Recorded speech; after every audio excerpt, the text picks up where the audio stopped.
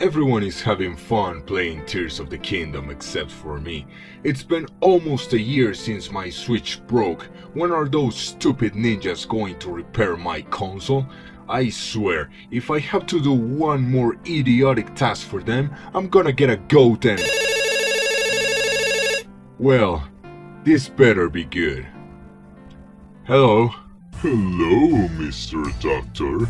Feeling ready for another fun task? Only if you give me my Switch back right away. Relax, Mr. Doctor. You're really close to the finishing line. This is actually your penultimate task, and it's a special one. A special task? Is that so? Oh, yes. We know that you've been craving a particular open-world experience. Yes, I have. A vibrant and colorful world full of beautiful sights and places to explore. Yes, exactly. With a story about a decayed world after a huge disaster. Yes, that's right. Does it mean that I get to play? Exactly. You will get to talk about Biomutant. Biomutant. If you excuse me, I'll go ahead and buy this game called Biomutant. I'm sure I'll have one hell of a time. No! Wait! Wait! I know, exciting, isn't it? But that's not all. Since you already stated in a previous occasion that the game couldn't be that bad, you're going to prepare a full defense of the game. Like that Dark Souls 2 video you like so much. Fine. Oh, don't be like that. You know that... Wait, what? Fine, I'll do the defense. Well, that went better than we expected. But I have one condition. After you give me back my Switch, you must also give me a copy of Tears of the Kingdom. Giving away a game for free? Why would we even do that? Don't test your luck, Mr. Doctor. Because I happen to have a picture of you at the Christmas party. Oh no. You mean... Yep. I knew I shouldn't have drunk that loco. Fine, we'll get you the game, but you'll pay for this. Ninjas out! Hello there, patients. Your favorite doctor here, Dr. Plague. You see, there are some games that are unfairly maligned, widely mistreated, and overall blasted at launch. This might be for a handful of reasons. Maybe the game didn't deliver the promised experience, was launched with a lot of bugs and performance issues, or just couldn't live up to an enormous hype. When it comes to Biomutant, most people could say it was a combination of these factors. So, today we'll take a look at this game and see what really happened. Is it really a pile of trash that shouldn't be looked at once, or a misunderstood gem that deserves a second chance? Let's find out!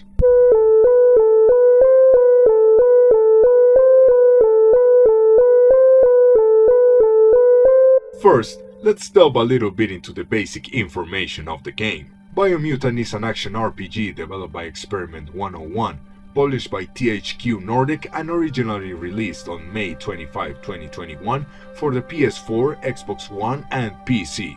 This was the first game developed by the studio, which is formed by former members of Avalanche Studios, known for games such as the Just Cause series, Rage, and the Mad Max video game. The game takes place in a huge open world, a post-apocalyptic landscape ravaged by a disaster and inhabited by anthropomorphic animals. The game was pitched as an adventure where your choices had an impact in the future of the world, as well as having exciting combat and an enticing exploration aspect. I remember being very excited for the game, and would have totally pre-ordered my copy if I weren't broke at the time. Alas, once the game came out and the reviews started to pop up, I experienced a feeling of dread. The reviews weren't particularly kind to the game, with some being at least fair, while others tore the game to shreds. While I decided not to get the game right away at full price, I decided I was going to check it out eventually, because I had a glimmer of hope, a voice in my head telling me that the game wasn't as bad as the reviews made it out to be. It is now finally time to get to experience this game for myself, and without giving away the rest of the video, I shall say that my experience was widely more positive than that of most people playing the game at launch or even in current times, so let's get more into detail. Throughout this video, I'll be mentioning the aspects that were the most criticized in the reviews while providing my own insight about my actual experience with the game. Now, time to debunk those misconceptions. Get it? Debunk, bunker, post-apocalyptic disaster? Oh, brother, this guy stinks! The story of Biomutant is simple. The world has transformed into an apocalyptic wasteland due to mankind's insistence on misusing and exploiting natural resources, so much so that the planet is not suitable for humans anymore. Therefore, the sole survivors are some anthropomorphic animals similar to foxes who walk in two legs. It is not clear if humans mutated into these furry beings or if they got extinct due to natural disasters. However, the message it tries to convey is clear. Start taking care of the planet or it would get overrun by furries, and no one wants that to happen. The game perfectly portrays the consequences of not taking proper care of the planet and paints a grim perspective of the future with zones that get completely taken by different noxious elements. In the center of all of this is the Tree of Life, which gives life to the world through its roots. However, 4 creatures known as the World Eaters are gnawing at these roots, putting at risk the state of the entire planet, so it's your mission to stop these beings and save the world. Well, kind of. A big element that was marketed for the game was the morality system. In this game, you have the choice to be good or bad. It might sound very plain, but that's what it is. One of the criticisms towards the game was that the morality system had no real impact on the story, and that is actually true. It's not a system that allows for a morally great character. You're either the second coming of Christ or a vile asshole who doesn't care for anything or anybody, resulting in only 2 endings. However, the choice of being good or bad does have an impact in the moment-to-moment gameplay, like some characters not wanting to interact with you, denying you valuable information, some NPCs not wanting to ally with you, and acquiring different types of abilities, depending on your karma.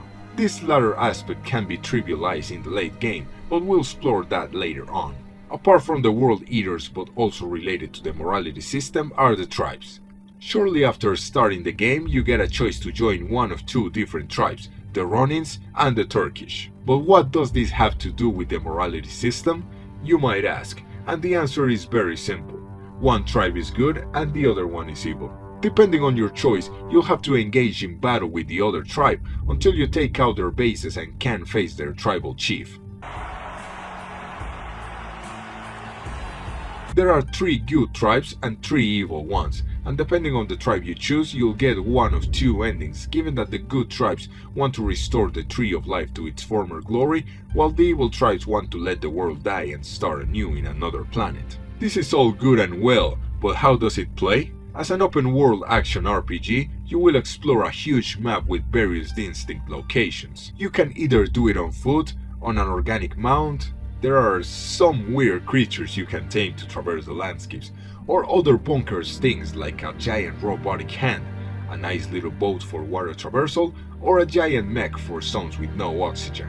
You can also get a glider for a little bit of aerial traversal, even though it's not nearly as useful as it is in games like Breath of the Wild or the new Tears of the Kingdom. Combat-wise, you have a range of different styles and abilities to make your build unique. You have ranged combat with different types of guns like pistols, rifles, and shotguns, melee combat using clubs, swords, sticks, or even your bare fist, and psychic abilities like telekinesis, ice, or electrical powers.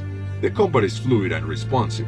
However, something I can agree with on the reviews is that the combat has little to no feedback, which can be a little underwhelming considering how fast-paced and intense the action can get sometimes. Nevertheless, it functions relatively well for what it sets out to do. Speaking of combat, the game implements a crafting system for making your own weapons.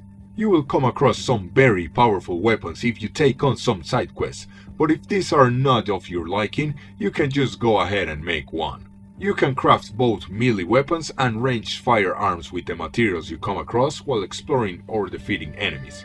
These parts can have different effects and types of damage, like building a shotgun that fires toxic bullets to make your enemies puke, while hitting them with an electrified toilet brush and fry them up. The amount of customization to your build offered by this crafting system is actually very nice, and this freedom of approach to combat is one of the best aspects of the game, one that hasn't been quite run into the ground as other things. We can't forget about the psi powers as well. You obtain this by trading in bio points or with psi points obtained by your moral choices. There is a nice variety of abilities like shooting lightning from your hands a la Palpatine, grabbing your enemies using telekinesis and pounding them into the ground, creating a bubble of mucus around you to trap enemies like a hamster ball with fly paper on it before exploding and sending them flying, or simpler stuff like shooting fireballs at your enemies. The powers that you unlock using biopoints are general, while the ones unlocked with side points, as I previously mentioned, depend on your karma level.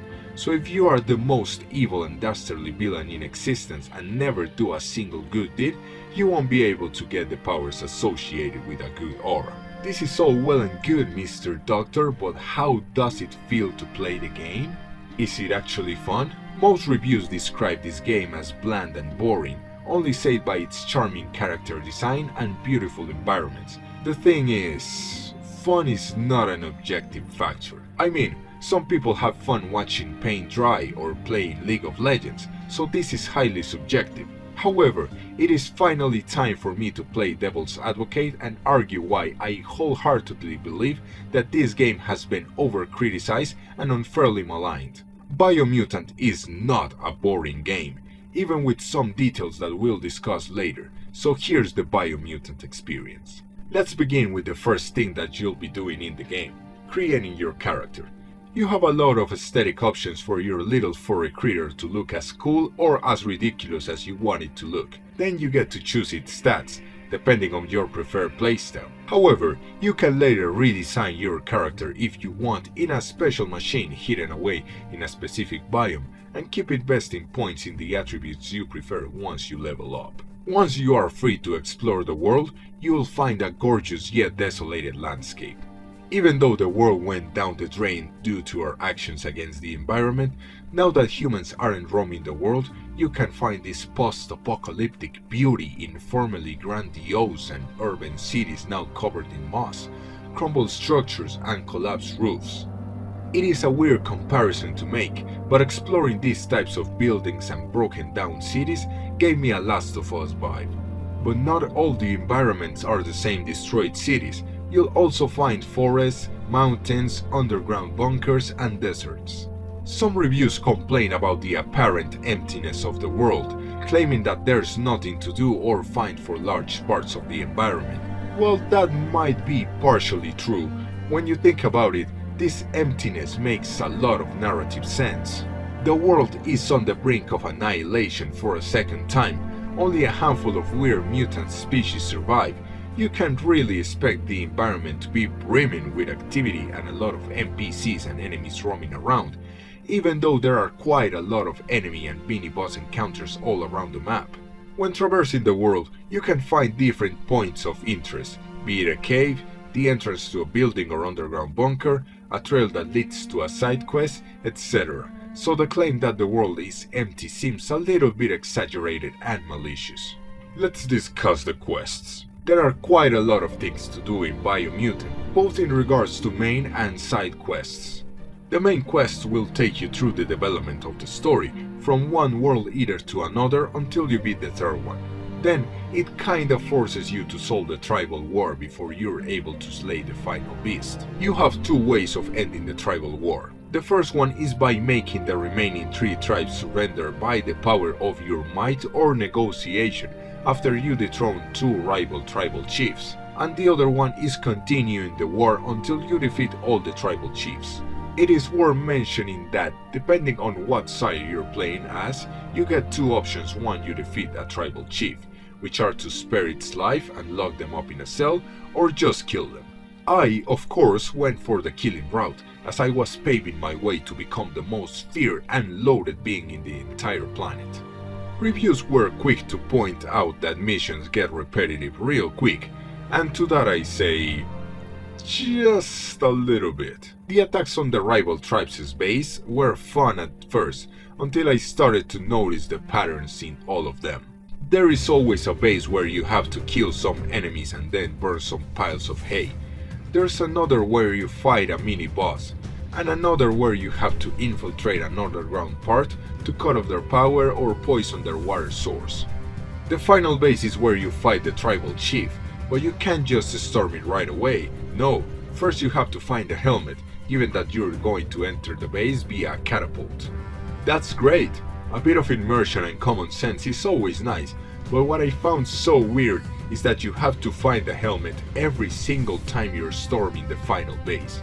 I was sure that my first helmet would suffice for all the other bases, but apparently that's not the case.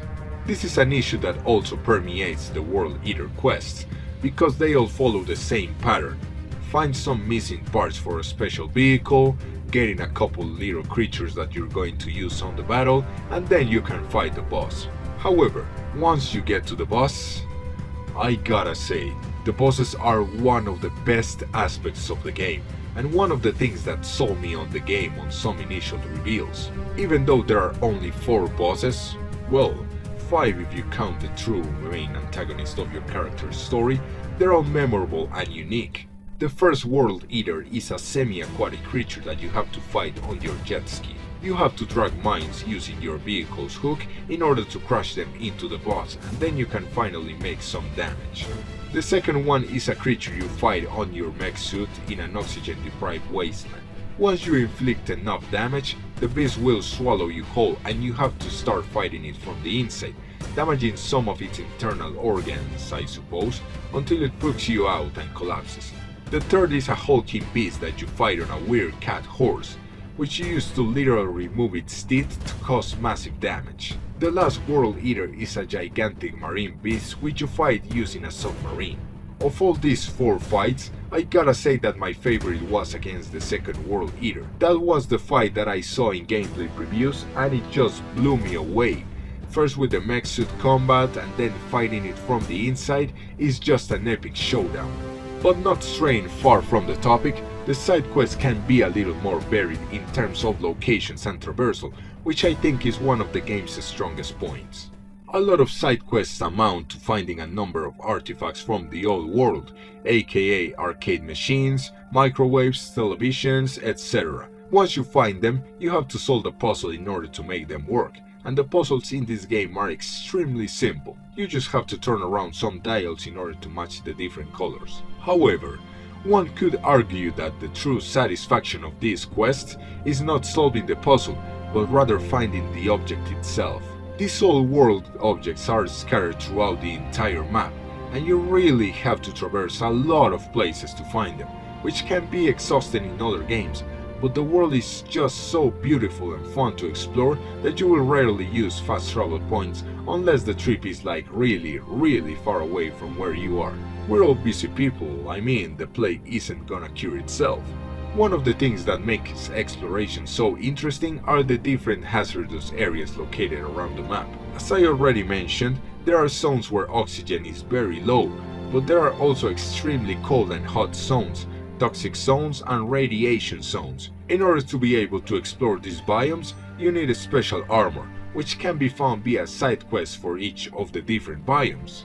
Or, you can just level up your resistances so that you don't even need special clothing to enter these areas. But I digress. These zones really showcase the decaying state of the world and are interesting to explore. It's a good thing that the environments themselves can help the narrative, because the story of the game is not its strongest aspect. While it tries to convey these themes of morality, environmentalism, and nature preservation, it does so in a very bizarre way. It is time to talk about one of, if not the most hated aspect of this game, and that is the narrator. The furry creatures all speak in gibberish, and the game implements a narrator who translates all that intelligible mishmash of sound, and it just never shuts up. The narrator seems to have the need to comment on every single detail about the world, apart from the dialogues of the character, and his disinterested tone is enough to put a raver full of ecstasy to sleep.